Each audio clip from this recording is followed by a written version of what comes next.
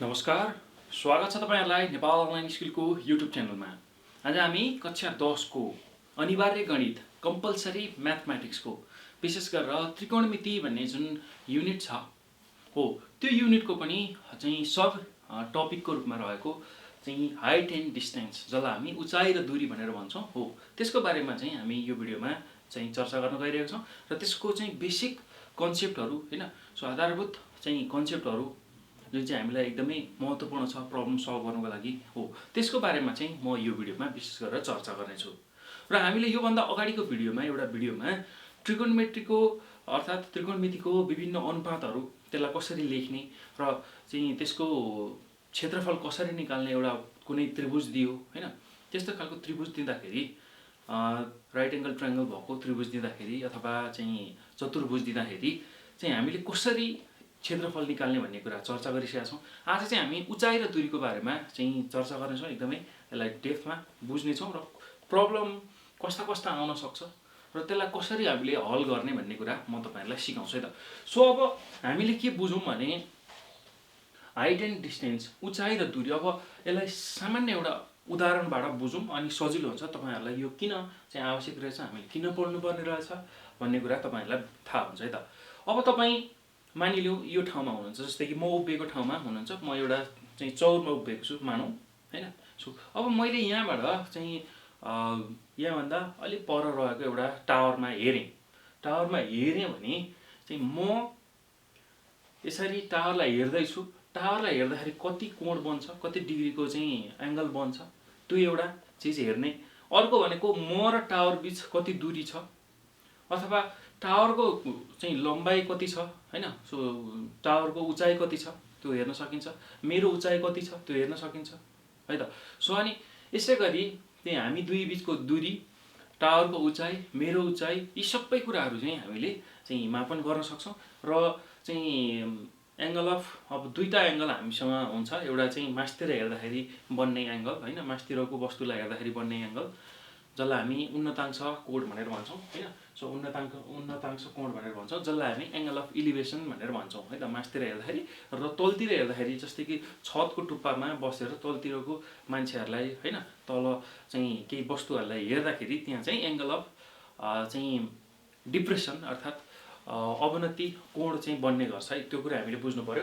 र अब यसलाई राम्रोसँग बुझ्नको लागि हामी यो चित्रबाट यसलाई चाहिँ बुझ्न सक्छौं र कस्तो खालको क्वेशन चाहिँ हामीलाई सोध्छ भन्ने कुरा म पनि त्यो पनि चर्चा गर्छु है त। सो अब हेर्नुस् त, एंगल अफ इलिभेसन भनेको उन्नतांश कोण अर्थात कुनै एउटा मान्छे छ हैन, त्यसले चाहिँ यहाँबाट मास्तिर हेर्दैछ जस्तै कि म यहाँ छु, मैले कुनै एउटा रुखको टुप्पोलाई हेर्दै छु अथवा कुनै एउटा टावरलाई हेर्दै छु अथवा कुनै एउटा बिल्डिङलाई हेर्दै छु भने, कुनै एउटा घरलाई हेर्दै छु भने मैले यसरी हेर्दाखेरि मेरो यो आँखाको सतह जुन छ, आँखाको सतहबाट चाहिँ एउटा काल्पनिक रेखा चाहिँ त्यो बिल्डिङ अथवा त्यो रुखसम्म चाहिँ मैले चाहिँ यहाँ बनाउँछु र यो मेरो चाहिँ आँखा भो, यो मेरो आँखा भो हो र यहाँबाट सतह एउटा चाहिँ काल्पनिक रेखा यसरी मैले कोर्छु र यो आँखाले यसरी हेर्दाखेरि जुन कोण बन्छ यहाँ हैन, यो आँखाले चाहिँ माथि चाहिँ बिल्डिङ, यहाँ बिल्डिङ छ भने यहाँ बिल्डिङ छ भने यसरी हेर्दाखेरि जुन कोण बन्छ त्यो कोणलाई चाहिँ हामी एंगल अफ इलिभेसन भनेर भन्छौं है त, उन्नतांश कोण भनेर भन्छौं है त। सो एउटा मान्छे यहाँ छ भने उले यहाँको यो टावरको टुप्पोमा हेर्दाखेरि यहाँ बन्ने जुन कोण छ हैन, सो एंगल छ त्यसलाई चाहिँ एंगल अफ इलिभेसन भनेर भन्छौं है त। सो त्यसैगरी यो दुईटा मात्रै हामीलाई प्रयोग गर्नुपर्ने हुन्छ, एंगल अफ इलिभेसन र एंगल अफ डिप्रेसन। सो अनि एउटा मान्छे छतको टुप्पोमा छ हैन, छतमा छ र उले चाहिँ यहाँ भुइँमा भएको एउटा वस्तुलाई अथवा मान्छेलाई हेर्दै छ भने उले चाहिँ यहाँबाट हेर्दाखेरि यहाँ जुन कोण बन्छ त्यसलाई चाहिँ हामी के भनेर भन्छौं, अवनति कोण भनेर भन्छौं। अब यहाँ चाहिँ हामीले के ख्याल गर्नुपर्छ भने जस्तै कि यो मान्छे यहाँ छतमा बसेर हेर्दै छ भने उसको आँखा जानेर छ, आँखाबाट उले तलतिर हेर्दै छ भने त्यहाँ र यो क्षितिजसँग चाहिँ एउटा काल्पनिक रेखा हामीले बनाउनु पर्ने हुन्छ। जस्तै कि यो हाम्रो चाहिँ क्षितिज हो हैन, अब यहाँ भन्दा माथि चाहिँ क्षितिज छ, माथि आकाश छ हो, यो क्षितिजसँग चाहिँ एउटा काल्पनिक रेखा चाहिँ सिधा काल्पनिक रेखा बनाउनु पर्ने हुन्छ र जुन एंगल यहाँ बन्छ अर्थात कोण बन्छ त्यो चाहिँ एंगल अफ इलिभेसन हैन, एंगल अफ डिप्रेसन हुन आउँछ है त। एंगल अफ इलिभेसन भनेको चाहिँ मास्तिर हेर्दा, एंगल अफ डिप्रेसन भनेको चाहिँ तलतिर हेर्दाखेरि बन्ने कोण हो है त। सो यो कुरा हामीले बुझ्नु पर्यो। र अर्को कुरा भनेको अब उन्नतांश कोण हामीले बुझिहाल्यौँ, तलबाट माथितिर हेर्दाखेरि बन्ने जुन कोण छ त्यसलाई उन्नतांश कोण भनेर भन्छौँ। र अर्को छ अब यो क्षितिज छ, क्षितिज यहाँ एउटा मान्छे बसेर तलतिर हेर्दैछ भने यो क्षितिज र तलतिर यो दृष्टिरेखामा यो दृष्टिरेखा भनेर भन्छौँ, जहाँबाट चाहिँ यो रेखाबाट चाहिँ हामीले हेर्छौँ। जस्तै कि मैले यहाँबाट टावरलाई हेर्दैछु भने त्यो टावरसम्मको चाहिँ जुन रेखा एउटा बन्छ त्यसलाई चाहिँ दृष्टिरेखा भनेर भनिन्छ। अथवा मैले तलतिर हेर्दाखेरि जुन एउटा रेखा बन्छ त्यसलाई दृष्टिरेखा भनेर भन्छौँ होइन। त्यही रेखा चाहिँ बन्न आउँछ है त। सो अब यसरी उन्नतांश कोण र अवनति कोण हामीले बुझ्न सक्छौँ। र अवनति कोण बन्दाखेरि जहिले पनि क्षितिजसँग चाहिँ कोण बनिरहेको हुन्छ, क्षितिजसँग चाहिँ हामीले त्यो क्षितिजलाई पनि लिएर गर्नुपर्ने हुन्छ। यसरी हामीले यसलाई बुझौँ। अब कस्तो कस्तो केस आउँछ त, कसरी चाहिँ कस्ता कस्ता तरिकाले चाहिँ क्वेसनहरू सोध्ने गर्छ भन्ने कुरा हामी चर्चा गरौँ है त। सो अब हेर्नुहोस् त,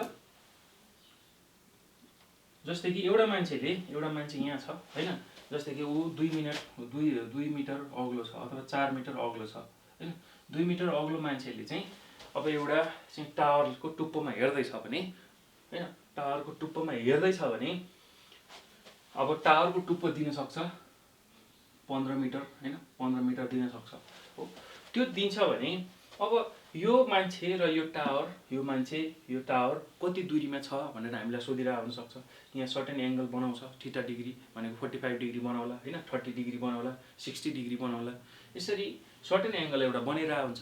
उसले यहाँबाट चाहिँ मास्तिर हेर्दाखेरि एङ्गल अफ एलिभेसन भनेर सर्टेन एङ्गल बनाइरहेको हुनसक्छ, कोण बनाइसकेको हुन्छ होइन। अब जहिले पनि यो राइट एङ्गल ट्रायङ्गलमा मात्रै चाहिँ डिफाइन हुन्छ।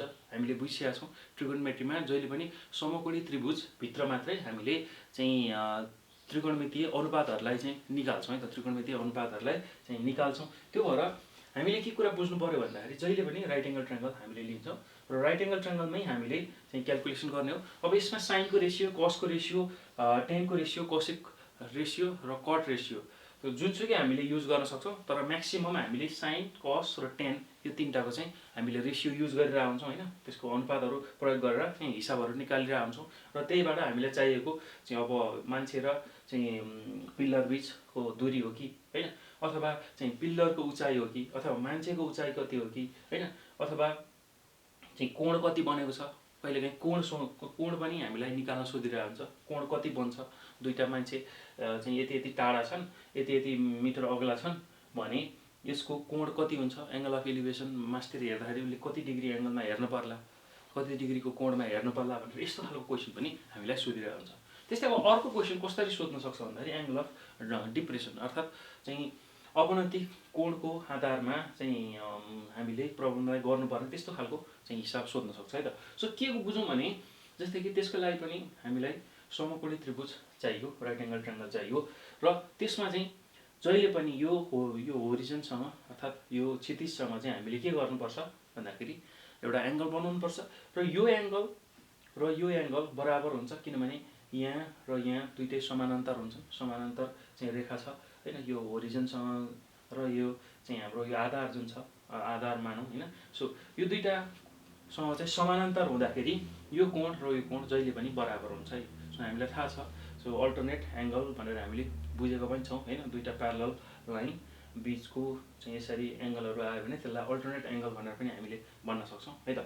सो अब यस्तो केस आउँदाखेरि अब हामीले जहिले पनि के कुरा बुझ्नु पर्यो भन्दाखेरि राइट एङ्गल ट्रायङ्गल जुन यहाँ 90 डिग्री बन्छ त्यसको अगाडिको चाहिँ जुन भुजा छ त्रिभुजको त्यसलाई हामी हाइपोटेनियस अथवा कर्ण भनेर भन्छौँ।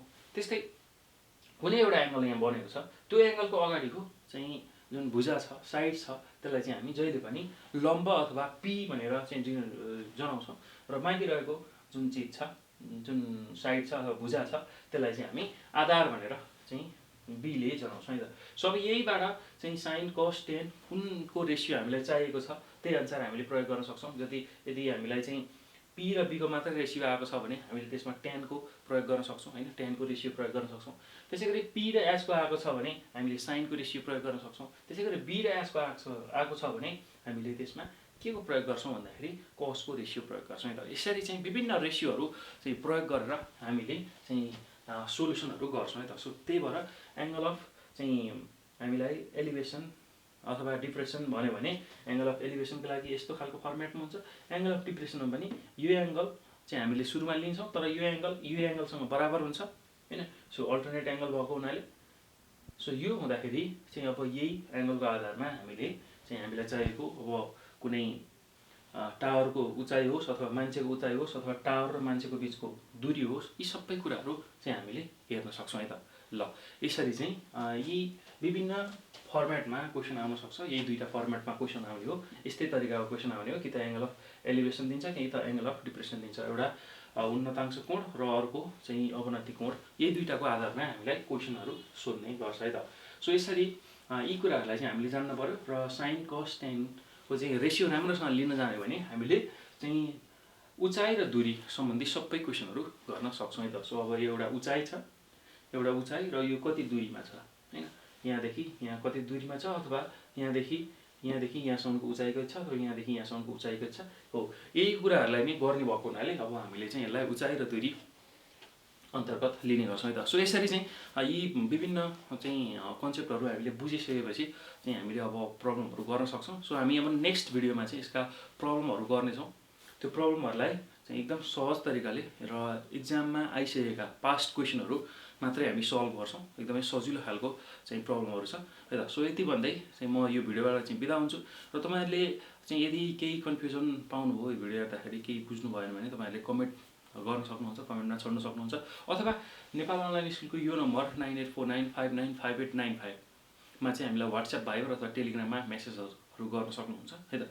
अनि अर्को कुरा, तपाईँहरूले चाहिँ यसलाई हेरिसकेपछि सक्दो सेयर गर्नुहोला, लाइक गर्नुहोला, कमेन्ट गर्नुहोला र नेपाल अनलाइन स्कुलको युट्युब च्यानललाई सब्स्क्राइब गर्न नभुल्नुहोला। किनभने यस्तै खालको महत्त्वपूर्ण भिडियोहरू चाहिँ हामी तपाईँहरूमा लिएर आइरहन्छौँ र त्यसलाई नछुटाइकन हेर्नको लागि तपाईँहरूले चाहिँ नेपाल अनलाइन स्कुलको युट्युब च्यानललाई सब्स्क्राइब गर्नुपर्ने हुन्छ है त।